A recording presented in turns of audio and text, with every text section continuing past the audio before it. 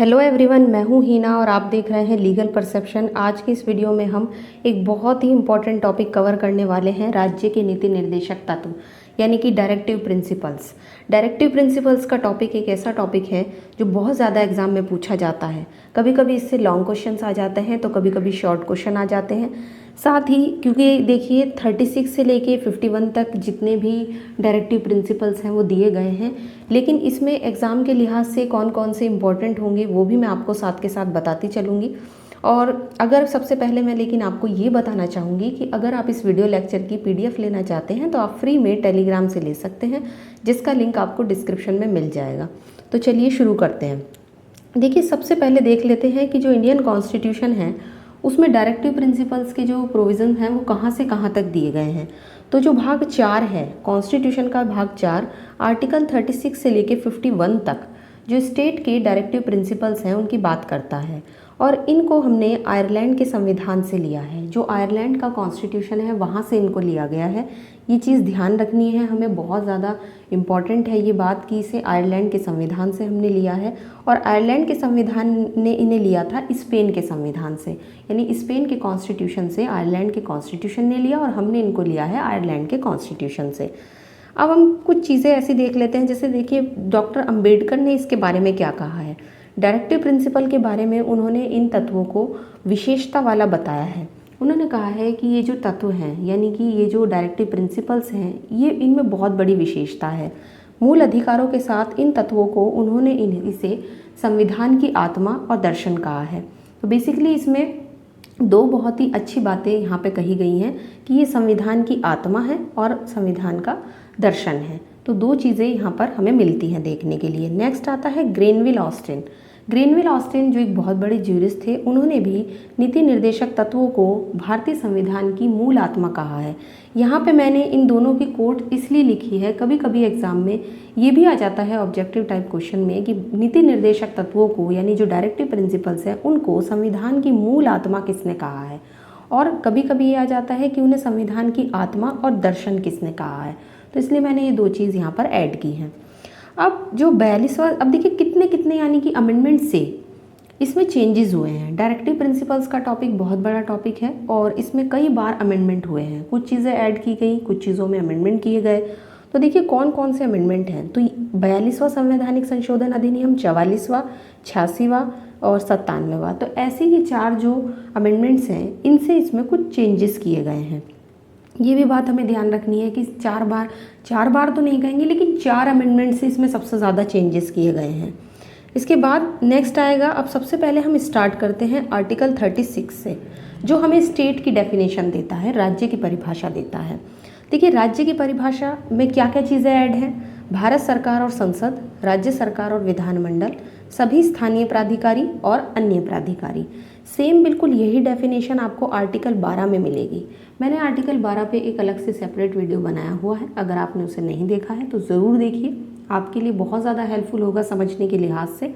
तो स्टेट की जो डेफिनेशन आर्टिकल 12 में है बिल्कुल वही सेम डेफिनेशन यहाँ पर स्टेट की दी हुई है। तो बस आर्टिकल 36 जो है वो हमें सिर्फ स्टेट की डेफिनेशन के बारे में बताता है।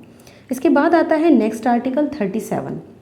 आर्टिकल 37 कहता है कि इस भाग में यानी भाग 4 में जो डायरेक्टिव प्रिंसिपल्स दिए गए हैं, है ना, जो नीति निर्देशक तत्व दिए गए हैं, उनको आप किसी भी कोर्ट से इन्फोर्स नहीं करा सकते। इन्हें न्यायालय से आप लागू नहीं कर सकते। लागू कराने का मतलब क्या हुआ कि अगर मान लीजिए इनका उल्लंघन हो रहा है तो आप कोर्ट में फंडामेंटल राइट्स की तरह रिट नहीं डाल सकते, है ना, एक तरीके से।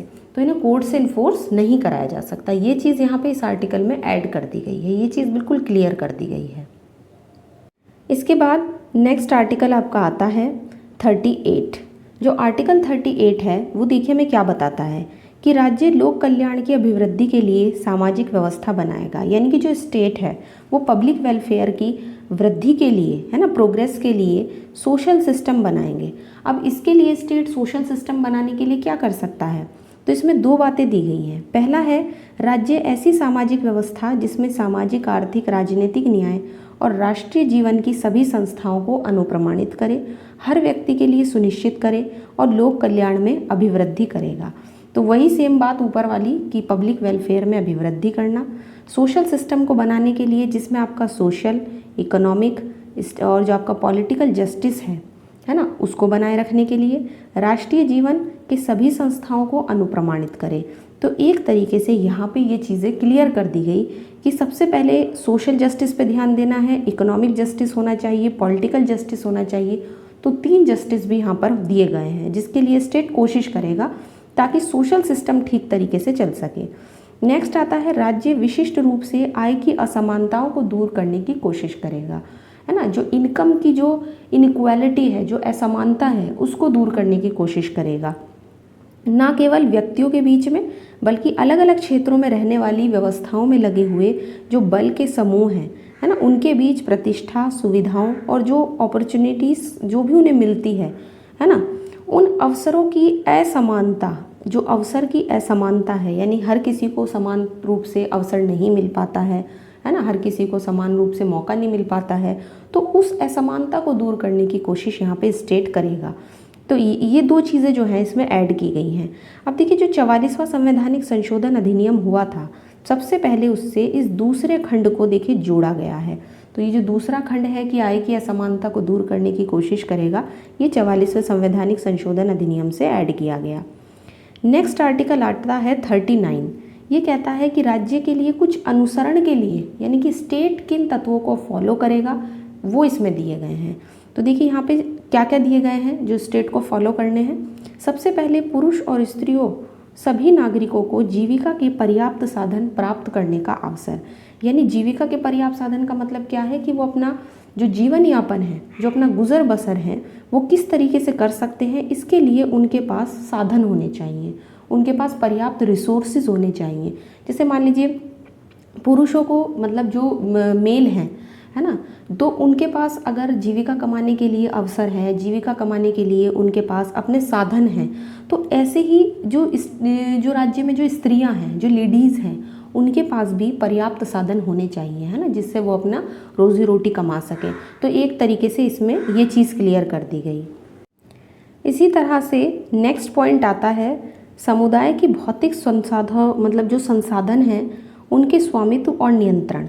तो जो समुदाय हैं, जो कम्युनिटीज़ हैं, है ना, उनके भौतिक संसाधन जो भी उनके स्वामित्व है, उनका नियंत्रण है ना, वो इस तरह से बटा हो जिससे सामूहिक हित सर्वोच्च साधन प्राप्त कर सके। तो एक तरीके से जो स्वामित्व है, जो ओनरशिप है, जो कंट्रोल है, वो बटा हुआ होना चाहिए। ठीक। नेक्स्ट आता है आर्थिक व्यवस्था इस तरह से चलाई जाए जिससे धन और उत्पादन के साधन सर्वसाधारण के अहित के लिए इकट्ठे ना हो, यानी जो सर्वसाधारण है, जो आम जनता है, उनको उससे अहित नहीं होना चाहिए, उनको उससे नुकसान नहीं पहुंचना चाहिए। आर्थिक व्यवस्था इस तरह से चलनी चाहिए, इकोनॉमिक सिस्टम इस तरह से चलना चाहिए। नेक्स्ट आता है पुरुष और स्त्रियों को समान काम के लिए समान वेतन मिलना चाहिए। किसी तरह का कोई जेंडर डिस्क्रिमिनेशन नहीं होना चाहिए कि पुरुषों को काम के लिए ज़्यादा वेतन और उसी काम को अगर एक लेडीज़ करती है तो उसको कम वेतन मिलेगा, कम सैलरी मिलेगी। तो ऐसा नहीं होना चाहिए। अगर वो दोनों एक जैसा काम कर रहे हैं तो दोनों को सेम जो है सैलरी मिलनी चाहिए। नेक्स्ट आता है, अब देखिए केस देख लेते हैं। Randhir Singh versus union of India का केस है। यहाँ इस लिहाज से सुप्रीम कोर्ट ने कहा कि दैनिक कर्मचारियों का जो वेतन है वो स्थायी कर्मचारियों के बराबर मिलना चाहिए और अन्यथा आर्टिकल 14 का उल्लंघन होगा।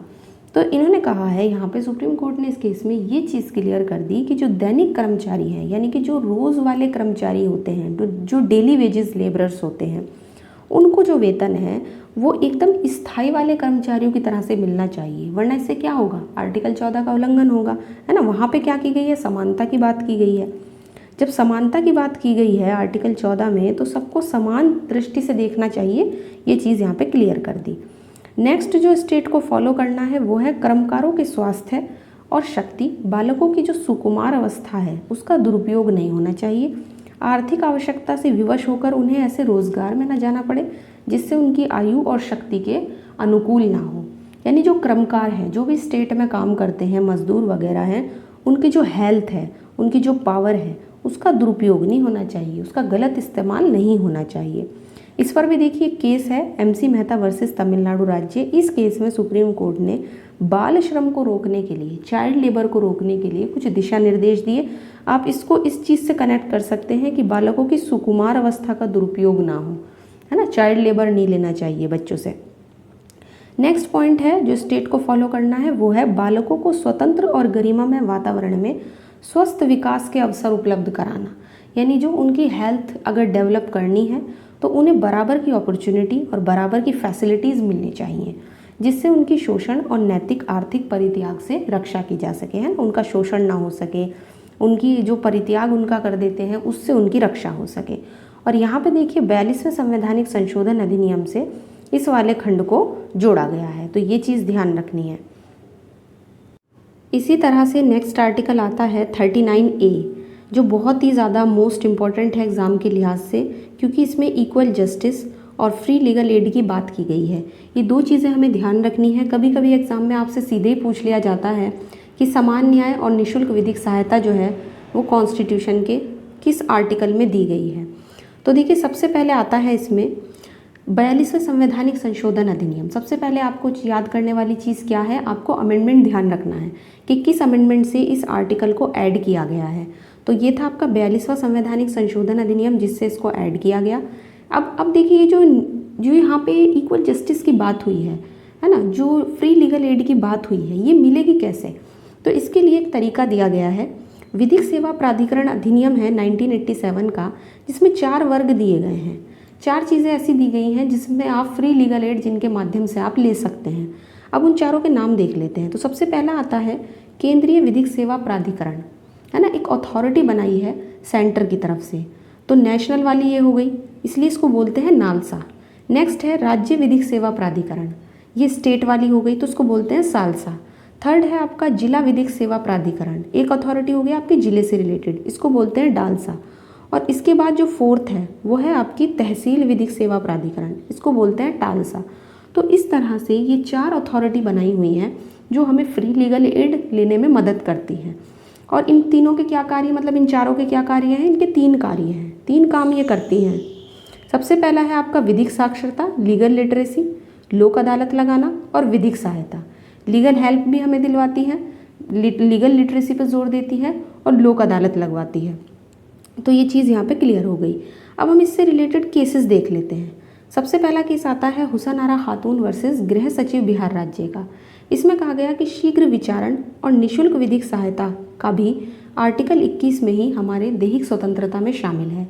यानी जो अधिकार हमें कहा गया है कि जल्दी जल्दी से ट्रायल होना चाहिए, हमें फ्री लीगल एड मिलनी चाहिए, ये आर्टिकल 21 का ही पार्ट है। इस केस में ये कह दिया गया, अगर कोई व्यक्ति अपनी गरीबी के कारण विधिक सहायता लेने में असमर्थ है ना, वो केपेबल नहीं है कि वो लीगल एड ले सके अपने पैसे से, वो इतना गरीब है, तो विधिक सहायता जो है उसे कानून की तरफ से दी जाएगी। ये चीज़ यहाँ पे क्लियर कर दी, मोस्ट इंपॉर्टेंट केस है। अगला केस है MH हॉस्कट वर्सेस महाराष्ट्र राज्य का केस। सुप्रीम कोर्ट ने कहा कि अपील का अधिकार, निःशुल्क विधिक सहायता का अधिकार भी एक मूल अधिकार है। अपील का अधिकार तो है ही, साथ ही जो फ्री लीगल एड का राइट है वो भी एक फंडामेंटल राइट है। इसके बाद नेक्स्ट अमेंडमेंट आता है आर्टिकल 40। देखिए जो ग्राम पंचायतों के गठन की बात करता है, राज्य ग्राम पंचायतों का गठन करने के लिए कदम उठाएगा और उनको ऐसी शक्तियां और प्राधिकार देगा जिससे उन्हें स्वतंत्र शासन की इकाई के रूप में काम करने के योग्य बनाया जा सके। इसका उद्देश्य क्या हुआ? इसका उद्देश्य है लोकतांत्रिक जो डेमोक्रेटिक सिस्टम है, जो लोकतांत्रिक शासन प्रणाली है, उसको ग्राम और राज्य स्तर तक लाना। तो एक तरीके से जो आर्टिकल 40 है वो हमें ग्राम पंचायतों के गठन के बारे में बताता है। अब देखिए जो 73वां संवैधानिक संशोधन हुआ था, है ना, 1992 में, उसके द्वारा जो इंडियन कॉन्स्टिट्यूशन भारतीय संविधान था उसमें भाग 9 और जो भाग 9 तो देखिए पहले ही था कॉन्स्टिट्यूशन में, लेकिन ये जो 11वीं अनुसूची है ये इससे जोड़ी गई थी, जिसमें 29 विषय दिए गए हैं और वो पंचायतों से संबंधित हैं। तो ये जो 11वीं अनुसूची ऐड की गई थी कॉन्स्टिट्यूशन में, ये इस वाले अमेंडमेंट से की गई थी, 73वें संवैधानिक संशोधन अधिनियम से। इसी तरह से अब हम आगे बढ़ते हैं और नेक्स्ट आर्टिकल देखते हैं। अगला आर्टिकल आता है 41। ये क्या कह रहा है कि कुछ दशाओं में काम, शिक्षा और लोक सहायता पाने का अधिकार। देखिए राज्य क्या करेगा, अपनी आर्थिक सामर्थ्य और विकास की सीमाओं के अंदर जितनी भी स्टेट के पास, है ना, जो भी डेवलपमेंट की सीमाएं हैं, जो भी लिमिट है, उसके अधीन रहते हुए काम पाने की, शिक्षा पाने की, बेरोजगारी, बुढ़ापा, बीमारी, है ना, विकलांगता, ये सब चीज़ें आदि दशाओं में सार्वजनिक सहायता पाने के अधिकार को प्राप्त करने का प्रभावी उपबंध करेगा। यानी कि स्टेट में जो रहने वाले लोग हैं, है ना, उनके पास अगर काम नहीं है, शिक्षा नहीं है, उनके पास बेरोजगारी है, बुढ़ापा है, बीमारी है, विकलांगता है ना, ये सब चीज़ें, इन सब दशाओं से निपटने के लिए, मतलब ताकि लोगों को इनमें थोड़ी हेल्प मिल जाए, इसके लिए क्या करेगा स्टेट, बहुत ही ज़्यादा प्रभावी उपबंध करेगा, मतलब कुछ इफ़ेक्टिव प्रोविजंस जो स्टेट है वो बनाएगा। नेक्स्ट आता है आर्टिकल 42, यानी कि अनुच्छेद 42। अनुच्छेद 42 क्या कह रहा है कि राज्य काम की न्याय संगत और मानवोचित दशाओं को सुनिश्चित करने के लिए और प्रसूति सहायता के लिए उपबंध करेगा। मैटरनिटी बेनिफिट है, तो मैटरनिटी बेनिफिट जो लेडीज़ को मिलता है उसके लिए जो प्रोविज़न बनाने का है वो इस वाले आर्टिकल में दिया गया है। तो मैटरनिटी ये मोस्ट इम्पॉर्टेंट है, बहुत बार आया हुआ है कि किस आर्टिकल में मैटरनिटी बेनिफिट का प्रोविज़न जो है वो दिया गया है, तो ये इस वाले आर्टिकल में दिया गया है। और देखिए इसी का यूज़ करते हुए इस संबंध में संसद ने मातृत्व सुरक्षा अधिनियम मैटरनिटी बेनिफिट एक्ट 1961 जो है वो पारित किया था। तो बेसिकली हमें ये चीज़ ध्यान रखनी है, ये इम्पॉर्टेंट है थोड़ा। इसके बाद आता है आर्टिकल 43। अनुच्छेद 43 क्या कह रहा है कि कर्मकारों के लिए निर्वाह मजदूरी आदि राज्य क्या करेगा, उपयुक्त विधान के द्वारा, यानी कि ऐसा लॉ बनाएगा या कोई अन्य तरीका निकालेगा जो कृषि के उद्योग और अन्य तरह के सभी कर्मकारों, जितने भी कर्मकार हैं, मजदूर वगैरह हैं, उनके काम या निर्वाह मजदूरी, जीवन स्तर, अवकाश की पूरा उपयोग, है ना, छुट्टी सुनिश्चित करने वाली काम की दशाओं को क्या करेगा, उसे प्राप्त करने का प्रयास करेगा। मतलब उन्हें सांस्कृतिक अवसर देने का, उन्हें कल्चरल अपॉर्चुनिटी मिलनी चाहिए, ये कोशिश करेगा। विशेष रूप से जो आपके ग्रामीण और जो कुटीर उद्योग होते हैं, है ना, जो ग्राम में जो उद्योग वगैरह चलते हैं, उसको व्यक्तिगत और सहकारी आधार पर बढ़ाने का प्रयास करेगा। और देखिए इस संबंध में भी एक एक्ट बनाया गया था, मिनिमम वेजेस एक्ट 1948, और कुछ लेबर लॉज बनाए गए इस संबंध में। इसके बाद नेक्स्ट आर्टिकल आता है 43A, नया ऐड किया गया था बाद में। देखिए 42वें संवैधानिक संशोधन अधिनियम से पहले ये नहीं था। उद्योगों के प्रबंध में कर्मकारों का भाग लेना, राज्य क्या करेगा, किसी उद्योग में लगे हुए जो उपकरण होते हैं, है ना, उनकी स्थापना, अन्य संगठनों के प्रबंध में कर्मकारों का भाग लेना सुनिश्चित करने के लिए कुछ लॉज बनाएगा और अन्य तरीके से कदम उठाएगा। तो बेसिकली ये भी कर्मकारों से रिलेट हो गया, और ऊपर जो हमने पढ़ा जिसमें लेबर लॉज बने थे वो भी कर्मकारों से रिलेटेड हो गया। इसके बाद नेक्स्ट आर्टिकल आपका आता है 43B। ये जो 43B है ये कोऑपरेटिव सोसाइटीज़ की बात कर रहा है, कोऑपरेटिव सोसाइटीज़ की अभिवृद्धि, सहकारी समितियों। राज्य क्या करेगा, सहकारी समितियों के शैक्षिक संगठन, स्वतंत्र कार्य निष्पादन, उनके लोकतांत्रिक नियंत्रण वगैरह के बारे में अभिवृद्धि करने का प्रयास करेगा। और इसे किससे जोड़ा गया था, इस आर्टिकल को 97वां जो अमेंडमेंट हुआ था 2011 में, उससे इसको जोड़ा गया है। इसके बाद नेक्स्ट आर्टिकल आता है आर्टिकल 44, जो सभी नागरिकों के लिए एक समान सिविल संहिता यानी यूनिफॉर्म सिविल कोड का प्रोविज़न करता है, उपबंध करता है। समान सिविल संहिता मोस्ट इम्पॉर्टेंट एग्ज़ाम के लिहाज से, जितने भी आपके डायरेक्टिव प्रिंसिपल्स हैं उसमें जितने भी सबसे ज़्यादा अगर किसी में मोस्ट इम्पॉर्टेंट आर्टिकल की बात करूं तो वो आर्टिकल 44 है। क्योंकि देखिए ये बहुत ज़्यादा न्यूज़ में रहता है, ये जो टॉपिक है ना ये बहुत ज़्यादा न्यूज़ में रहता है, बहुत ज़्यादा चर्चा में रहता है, यूनिफॉर्म सिविल कोड। और पहले हम इसका एक मीनिंग समझ लेते हैं कि मतलब इसका मीनिंग क्या है समान सिविल संहिता का। तो इसका मतलब है सभी के लिए एक जैसा कानून, चाहे वो किसी भी धर्म, जाति या संप्रदाय से संबंधित हो। अब समान सिविल संहिता को यहाँ पे तो हमने देखिए शॉर्ट में डिस्कस करेंगे, हम इतना ज़्यादा डिटेल में नहीं जाएंगे इसके लिए, बल्कि मैंने एक अलग से सेपरेट वीडियो बनाया हुआ है। उसमें मैंने जो इसका लैंडमार्क केस है, लैंडमार्क केस के साथ साथ जो और दूसरे केसेस इससे रिलेटेड है मैंने वो भी इस पर डिस्कस किए हैं। अगर आपने वो वीडियो नहीं देखा है तो ज़रूर देखिए, बहुत ज़्यादा आपके लिए वो वीडियो जो है हेल्पफुल होने वाला है। अब हम इसे एक उदाहरण से समझ लेते हैं। उदाहरण के तौर पर देखिए इंडिया में मुस्लिम्स भी रहते हैं, हिंदू भी रहते हैं, सिख, ईसाई सभी रहते हैं, है ना, हर धर्म के लोग रहते हैं। तो यहाँ पे देखिए जितने भी धर्मों के लोग रहते हैं सभी के लिए अपने अपने अलग पर्सनल लॉज हैं। जैसे मान लीजिए मुस्लिम है, उनके लिए शरीयत एक्ट बनाया हुआ है, हिंदू है उनके लिए हिंदू विधि बनाई गई है, हिंदू लॉ बनाया गया है। हिंदू लॉ में 4 तरह के एक्ट दिए गए हैं। सबसे पहला आता है Hindu marriage act, Hindu succession act, Hindu adoption and maintenance act और हिंदू जो आपका माइनॉरिटी और गार्जियनशिप एक्ट है वो अलग है। तो इस तरह से यहाँ पे ये 4 एक्ट दिए गए हैं हिंदुओं से रिलेटेड, हिंदू लॉ में ये आपको मिलेंगे। तो हिंदुओं के लिए ये वाले एक्ट हो गए और मुस्लिमों के लिए जो शरीयत एक्ट है वो अलग से हो गया। तो इस तरह से देखिए हर धर्म के लिए अपने अपने अलग अलग पर्सनल लॉज हैं, लेकिन यूनिफॉर्म सिविल कोड ये कहता है कि सबके लिए अपने अपने अलग अलग पर्सनल लॉज ना होकर एक जैसा कानून होना चाहिए। ये तो था यूनिफॉर्म सिविल कोड की बात। अब हम नेक्स्ट आर्टिकल की तरफ बढ़ते हैं, वो है आपका आर्टिकल 45। ये कह रहा है कि राज्य सभी 6 साल से कम उम्र के बालकों के लिए, बच्चों के लिए प्रारंभिक बाल्यावस्था, देखरेख और शिक्षा का उपबंध करेगा, है ना। तो ये देखिए इसमें भी शिक्षा की बात हो रही है। तो इसमें जो भी अमेंडमेंट किए गए थे इस आर्टिकल में, वो अमेंडमेंट 86 से किए गए थे। 86वां संवैधानिक संशोधन अधिनियम जब हुआ था तो उससे इस आर्टिकल में कुछ चेंजेस किए गए थे।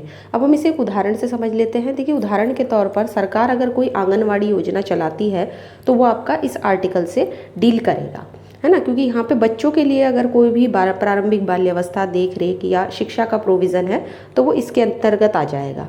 नेक्स्ट आता है 46। आर्टिकल 46 क्या कह रहा है कि राज्य जो शेड्यूल कास्ट हैं, जो शेड्यूल ट्राइब्स हैं, है ना, अनुसूचित जाति है, अनुसूचित जनजाति है, या जो दूसरे दुर्बल वर्ग हैं समाज के, उन्हें शिक्षा अर्थ संबंधी हितों में अभिवृद्धि करेगा। जो सोशल जस्टिस है, सामाजिक न्याय है, हर तरह के शोषण से उनकी सुरक्षा करेगा। अब इसे भी हम एक उदाहरण से समझेंगे। जैसे सरकार के द्वारा अगर कोई स्कॉलरशिप की योजना चलाई जाती है, या दूसरा जो सोसाइटी वेलफेयर डिपार्टमेंट है उनके द्वारा जो योजना चलाई जाती है ना, वो सब आपकी किस में आएगी, आर्टिकल 46 में आ जाएगी। इसी तरह से नेक्स्ट आता है आर्टिकल 47। यहाँ पे स्टेट के लिए क्या बताया गया है, इसमें बताया गया है कि स्टेट की ये ड्यूटी है, उसका कर्तव्य है कि वो पोषण आहार स्तर, है ना, जो मतलब जो भी जिस चीज़ से न्यूट्रिशन मिलते हैं उसके लेवल को, वो जो उसका स्तर है या जीवन स्तर को ऊंचा करने के लिए, पब्लिक हेल्थ है उसमें सुधार करने के लिए प्रयास करेगा। राज्य क्या करेगा, विशेष रूप से जो मादक पदार्थ होते हैं, है ना, स्वास्थ्य के लिए जो हानिकारक दवाइयाँ होती हैं उनके उपभोग को रोकने के लिए भी प्रयास करेगा। तो एक तरीके से जो खतरनाक नशीली दवाएं वगैरह होती हैं उनके उपभोग को रोकने का प्रयास करेगा। उदाहरण के तौर पर अगर स्टेट मिड डे मील की योजना चलाता है, शराबबंदी की योजना चलाता है, तो ये सब आपका आर्टिकल 47 में आ जाएगा। नेक्स्ट आता है आर्टिकल 48। ये क्या कह रहा है, कृषि और पशुपालन के संगठन की बात करता है। राज्य क्या करेगा, मॉडर्न और जो साइंटिफिक मेथड्स हैं उनको संगठित करने का प्रयास करेगा, जिससे कृषि और पशुपालन को संगठित किया जाए। विशेष रूप से जैसे कि गाय हो गया, बछड़े हो गए, जो दूसरे दूध देने वाले पशु हैं, उनकी नस्लों को रक्षण करेगा, उनमें सुधार करने के लिए उनके वध का प्रतिषेध, जानवरों को मारने की बहुत ज़्यादा घटनाएं सामने आती हैं, तो उनके वध पर रोक लगाने के लिए, प्रतिषेध करने के लिए भी कदम उठाएगा। अब यहाँ पे हमने इसे भी एक उदाहरण से समझा है, जैसे हरित क्रांति हो गई, श्वेत क्रांति, बहुत सारी रिवॉल्यूशंस चलाए गए थे। अब ये रिवॉल्यूशंस क्यों चलाए गए, उदाहरण के लिए देखिए हरित क्रांति है, ये गेहूं के प्रोडक्शन को बढ़ाने के लिए, जो खाद्यान्न था उसके प्रोडक्शन को बढ़ाने के लिए चलाया गया था। श्वेत क्रांति दूध के लिए चलाई गई थी। तो हर चीज़ जो है, हर रिवॉल्यूशन जो है वो आपका किसी ना किसी चीज़ से डील कर रहा है। तो ये आपका आर्टिकल 48 से एक तरीके से कनेक्ट करेंगे जितनी भी रिवॉल्यूशंस हैं, क्योंकि यहाँ पर इस चीज़ के बारे में बताया गया है। इसके बाद नेक्स्ट अब हम इस पर एक केस देख लेते हैं। केस का नाम है मोहम्मद हनीफ कुरैशी बनाम बिहार राज्य। इस मामले में सुप्रीम कोर्ट ने जो गोवध अधिनियम था उसको संवैधानिक ठहराया था, है ना, उसे मान्य माना था, क्योंकि उन्होंने कहा कि राज्य इस तरह का ऐसा कोई भी कानून बना सकता है, न तो ये धार्मिक स्वतंत्रता का उल्लंघन करता है और ना ही कारोबार का उल्लंघन करता है। तो ये जो गोवध अधिनियम है ये किस लिए इसको मतलब संवैधानिक ठहराया था, क्योंकि देखिए गाय की जो वध होते हैं, है ना, उसको सही ठहरा रहा था, तो इसको सही माना। और इस आर्टिकल में क्या कहा गया है ऊपर कि वध का प्रतिषेध करना, जानवरों के वध को रोकना, रोक भी सकता है स्टेट। तो गोवध अधिनियम को इसी उद्देश्य से जो था वो बनाया गया था। इसके बाद नेक्स्ट आता है आर्टिकल 48A। यहाँ पे जो स्टेट है वो पर्यावरण, ये एनवायरनमेंट से डील कर रहा है, उसके संरक्षण के लिए, जो आपका जो एनवायरनमेंट है उसको प्रोटेक्ट करने के लिए, जो वन है, फॉरेस्ट हैं, जो दूसरी वन्य जीव हैं, उनकी रक्षा का प्रयास करेगा। और इस आर्टिकल को किससे बढ़ाया गया? 42वें संवैधानिक संशोधन अधिनियम से। जब 42वां संवैधानिक संशोधन अधिनियम किया गया था उससे इसको जोड़ा गया था, तो नया आर्टिकल ये ऐड हुआ है, ये ध्यान रखना है। इसके बाद नेक्स्ट आता है 49। आर्टिकल 49 क्या कह रहा है कि संसद के द्वारा बनाई गई विधि के अधीन रहते हुए, पार्लियामेंट जो भी लॉ बनाती है उसके अधीन रहते हुए ही राष्ट्रीय महत्व के जो स्मारक हैं, है ना, स्थान हैं, वस्तु हैं, उनको संरक्षण करने के लिए, उनको विनाश और निर्यात से संरक्षण करने के लिए राज्य की बाध्यता होगी। जो भी आपके नेशनल इम्पोर्टेंस के स्मारक होते हैं, जगहें होती हैं, उनके संरक्षण के लिए। अब हम इसे भी देखिए एक उदाहरण से समझ लेते हैं। उदाहरण के लिए मान लीजिए कोई पुराना भवन है ना, कोई पुराना मंदिर है, तो ये क्या होगा कि वो बहुत ही ज़्यादा अगर नेशनल इम्पोर्टेंस के हैं तो उनको संरक्षण करने का, उनको प्रोटेक्ट करने का की ड्यूटी किसकी है? स्टेट की है। लेकिन कैसे करेगा स्टेट उनका प्रोटेक्शन? संसद के द्वारा बनाई गई विधि के अधीन, जो भी पार्लियामेंट ने लॉ पास किया है उनके प्रोटेक्शन के लिए, उसके अधीन रहते हुए। नेक्स्ट आर्टिकल आता है आर्टिकल 50। जो आर्टिकल 50 है वो कार्यपालिका से न्यायपालिका के पृथक्करण की बात करता है। कहता है कि कार्यपालिका से न्यायपालिका का जो पृथक्करण है वो होना चाहिए। राज्य की जो लोक सेवा है उसमें कार्यपालिका को न्यायपालिका से अलग रखने के लिए कौन कदम उठाएगा? स्टेट जो है वो कदम उठाएगा। इसके बाद नेक्स्ट आर्टिकल आता है 51। ये कह रहा है कि अंतर्राष्ट्रीय शांति और सुरक्षा में अभिवृद्धि करने के लिए स्टेट जो है वो प्रयास करेगा। राष्ट्र के बीच न्यायसंगत सम्मानपूर्ण संबंध बनाए रखने का, संगठित लोगों को एक दूसरे के व्यवहारों में अंतर्राष्ट्रीय विधि संधियों की बाध्यता के प्रति आदर बढ़ाने का और अंतर्राष्ट्रीय विवादों को माध्यस्थम के द्वारा निपटाने का प्रयास करेगा। इस तरह से जो अनुच्छेद 51 है, जो आर्टिकल 51 है, उसमें स्टेट ये कोशिश करेगा कि अंतर्राष्ट्रीय शांति और सुरक्षा में अभिवृद्धि हो, राष्ट्र के बीच में न्यायसंगत और सम्मानपूर्ण संबंध बने रहें जो राष्ट्र हैं, और एक दूसरे के व्यवहारों में अंतर्राष्ट्रीय विधि, जो इंटरनेशनल लॉज बनते हैं, जो संधियाँ होती हैं, है ना, उनकी बाध्यता के प्रति आदर को बढ़ाने की कोशिश करेगा। और जितने भी इंटरनेशनल डिस्प्यूट्स होते हैं उन्हें मध्यस्थम के द्वारा निपटाने में प्रोत्साहन का प्रयास करेगा। अब हम इस ये जो हमारा चैप्टर है नीति निर्देशक तत्व वाला, डायरेक्टिव प्रिंसिपल्स वाला, इससे कौन कौन से क्वेश्चन बन सकते हैं ये क्वेश्चंस देख लेते हैं। सबसे पहले देखिए जो क्वेश्चन बन सकता है वो है कि किस आर्टिकल में नीति निर्देशक तत्वों का वर्णन किया गया है। तो इसका आंसर है 36 से लेके 51 तक, है ना, यहाँ तक जो है वो ये डायरेक्टिव प्रिंसिपल्स दिए गए हैं। नेक्स्ट क्वेश्चन है किस देश के संविधान से इनको लिया गया है। मैंने आपको जब वीडियो स्टार्ट हुआ था तभी बताया था कि आयरलैंड के संविधान से इनको लिया गया है ना, नीति निर्देशक जो सिद्धांत हैं ये हमने आयरलैंड के संविधान से लिए हैं। नेक्स्ट आता है प्रसूति सहायता का उपबंध किस आर्टिकल में दिया गया है। तो मैंने बताया था कि मैटरनिटी बेनिफिट वाला जो प्रोविज़न है वो मोस्ट इम्पॉर्टेंट है, ये हमें ध्यान रखना है, और ये दिया गया है आर्टिकल 42 में, आर्टिकल 42 में दिया गया है ये जो मैटरनिटी बेनिफिट वाला है। इसके बाद आता है किस आर्टिकल में जो कार्यपालिका और न्यायपालिका है उनका पृथक्करण दिया गया है। तो ये दिया गया है आपका आर्टिकल 50 में, मोस्ट इम्पॉर्टेंट है, ये भी बहुत ज़्यादा आता है एग्जाम में। फिर समान सिविल संहिता किस आर्टिकल में है, तो मैंने पहले ही बताया आर्टिकल 44 में है ये। निशुल्क विधिक सहायता जो आपका फ्री लीगल एड है वो है आपका आर्टिकल 39A में, बहुत ज़्यादा आता है एग्ज़ाम में जब ऑब्जेक्टिव क्वेश्चंस आते हैं। स्टेट की डेफिनेशन भाग 4 के किस आर्टिकल में दी गई है, तो सबसे स्टार्टिंग में ही स्टेट की डेफिनेशन दी गई है आर्टिकल 36 में। और इसके बाद कुछ संशोधन संबंधी क्वेश्चंस आ जाते हैं, जैसे कि 42वें से क्या क्या ऐड हुआ, 44वें से क्या ऐड हुआ, 86वें से क्या चेंजेस हुए, इस तरह के कुछ क्वेश्चन इसमें आ जाते हैं। अब हम इन अमेंडमेंट से क्या क्या चेंजेस हुए हैं हमने यहाँ पे इकट्ठे करके उनको लिख लिए हैं ताकि इजीली इनको समझा जा सके। जैसे सबसे पहले आता है 42वां संवैधानिक संशोधन अधिनियम। तो इससे देखिए एक तो 39 में खंड 6 जोड़ा था, बालकों के लिए स्वतंत्र और गरिमामय वातावरण, स्वस्थ विकास के अवसर जो हैं वो उल्लेख इसकी बात करता है। इसके बाद 39 में एक नया आर्टिकल ऐड किया गया जो इक्वल जस्टिस और फ्री लीगल एड की बात करता है। इसके बाद 43A उद्योगों के प्रबंध में कर्मकारों का भाग लेने की बात करता है। और नेक्स्ट आता है 48A जो एनवायरनमेंट के प्रोटेक्शन की बात करता है, वन्य जीवों की रक्षा की बात करता है। इसी तरह से अब जो अगला अमेंडमेंट है वो है 44वां संवैधानिक संशोधन अधिनियम। इससे नीति निर्देशक में कुछ देखिए, जो 38 था, आर्टिकल 38 था, उसमें खंड 2 जोड़ा गया था कि स्टेट जो है वो आय की असमानताओं को दूर करने का प्रयास करेगा। इसके बाद नेक्स्ट आता है 97वां संवैधानिक संशोधन अधिनियम, है ना।